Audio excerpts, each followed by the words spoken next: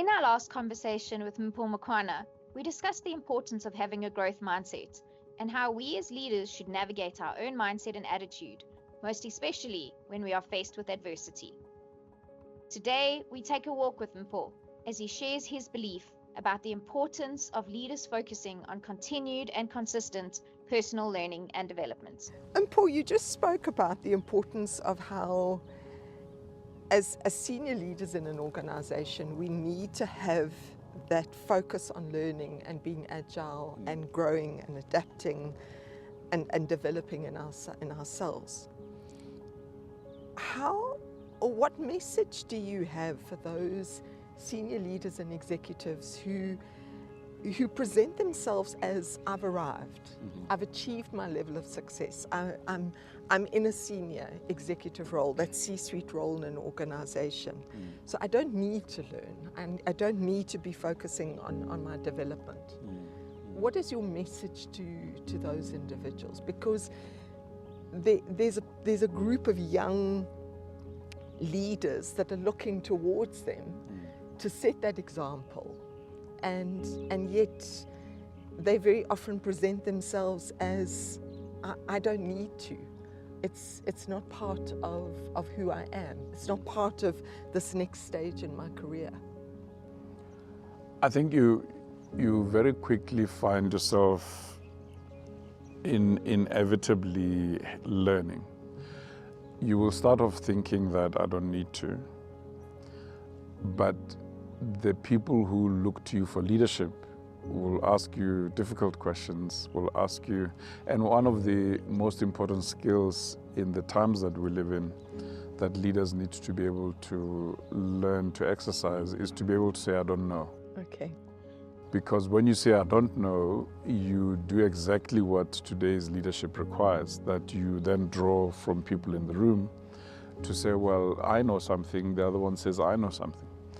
So the one advantage is that if you are able to suspend your ego and say, I don't know, That's it. then you'll be able to unearth knowledge from within the room. But if you do it out of, I have arrived, I'm the most knowledgeable person in the room, before you know it, you will be obsolete. There's this Hindu proverb that says that there's nothing superior, there's nothing noble in being superior to another human being.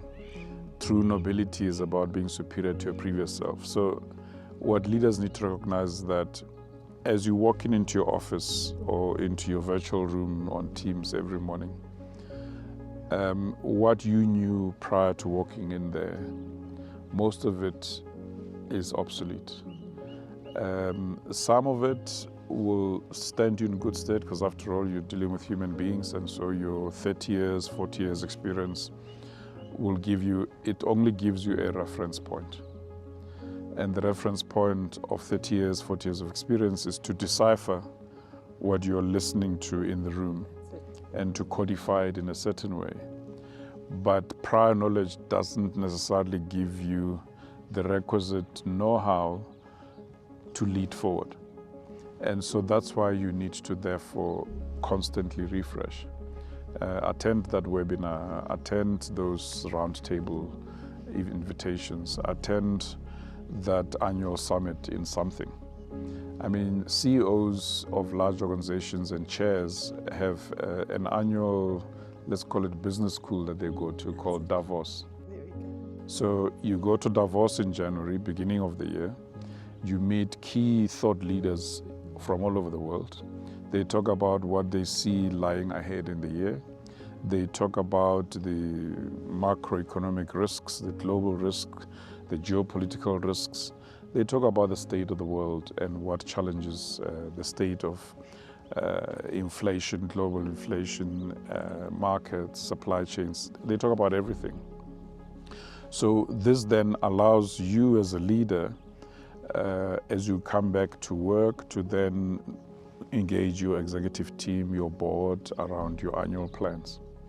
So for most CEOs in large entities, and of course public sector leaders, that's where they get their annual injection, if you like. Then in the mining sector, every year in February, there's a mining gathering called Mining Indaba that brings people together, investors, decision makers, regulators. That's where people get there. So there has to be those macro events, sectoral events that you attend once a year to immerse yourself. Chartered accountants have got CFO forums, and as many other professions do. So you can't sit in your own quiet room and have this I know it all. You will be obsolete before you even recognize it. Fantastic. So then the issue that I find, if we go back to systems thinking,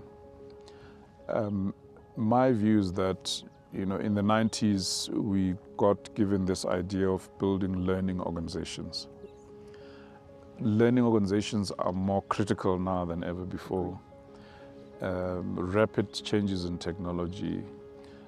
Now we've seen in recent elections in South Africa a new political environment which minimized predictability. You used to know that if you met with Cabinet Minister X, Cabinet Minister Y, and you did your State of the Nation address and you went to the budget meeting, you are kind of set for the year. That predictability. Now you can't tell who's going to do what, because whilst it is one government, one state, the mindsets are different. But I did a bit of an analysis in the last 2 days. The cabinet remains majority baby boomers, Okay. excluding the deputy ministers. There's a fairly 30-something% medium dose of Gen Xers.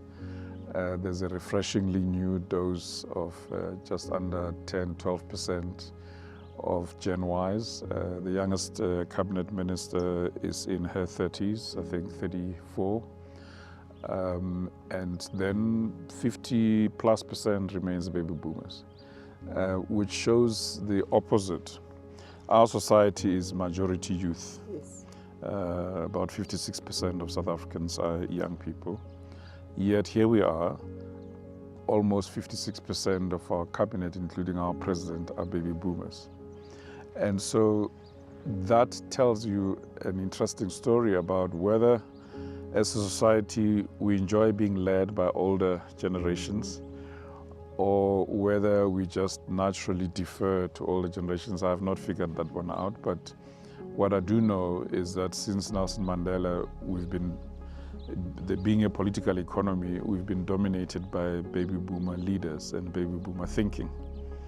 And so whether that means anything for the growth mindset of the country, I'm still learning about it in terms of what this actually means. But what the reality is that in South Africa, you are managed, led, dominated by baby boomers. And yet we're seeing on, just as you were talking about how, you know, the political landscape is changing, I'm thinking of what's been playing out in Kenya in the last week, where there has been this younger generation that is finding a voice for themselves. And so I suppose the challenge for senior leaders and executives that are sitting in that C-suite role is to say, how do I embrace that diversity in thinking from a younger generation? How do I, as you said, move away out of that ego space, become more vulnerable, and embrace that thinking and that mindset and that life experience as well that's coming through from a much younger generation? I think Kenya is a classical example of how a leader can come in and attempt, you know, there's this cliche or statement, I'm not sure which is which, that says that culture is strategy for lunch. The Kenyan government politics have been, if you look back to Jomo Kenyatta, the founding president of Kenya, post-independence, and you look at leaders like Daniel Arap Moi and those that have subsequently, until Kenyatta II became president, all of them were proteges of that founding culture. That's it.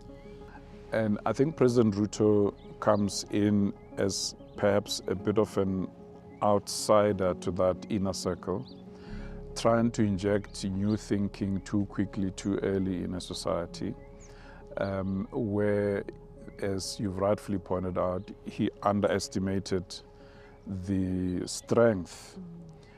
So the youth of Kenya almost are where South Africa was in 76 and 86. When young people I saw one of the statements that the young activists made in Kenya that, you know, they think we're going to take things lying down like our parents used to. We're not. It's exactly what the generation of 76 said when they were resisting being taught in Afrikaans. Their parents had Afrikaans as a medium of instruction, but the young people of 76 said no. The younger generation, Gen Xers of 86, introduced this notion of being ungovernable. And so being ungovernable is what today we call disruptors. And so I think in Kenya, the government is going to learn that traditional values in Kenya are shifting in society. And they have to anticipate those disruptions and disruptors. And business is like that as well. Yes. If you are going to be constantly on the conventional path, you will hit brick walls and cul-de-sacs as and when you bump into unanticipated disruptors and disruptions. And often the disruptors come from outside your industry logic. Exactly. You don't see them. You see them parallel at first and you ignore them or dismiss them, like the proverbial case of 3M when they dismissed the power of the cell phone relative to instant photography. And before they knew it, they were relegated out of that market by the cell phone. In fact, at the time when this trend was evolving, I was still an associate in the global strategy firm Monitor. And our global chair was sharing his experience in one of the meetings around 99, saying I was at Kodak and shared with them that there's this thing happening and the cell phone is going to have a convergence of voice and data and other technologies. And he says the then CEO of Kodak threw him out of his office and said, you know, Mark, if you are here to earn more fees, please just get out of my face. And then you juxtapose that with the case study of Procter & Gamble, which was also a client of Monitor's.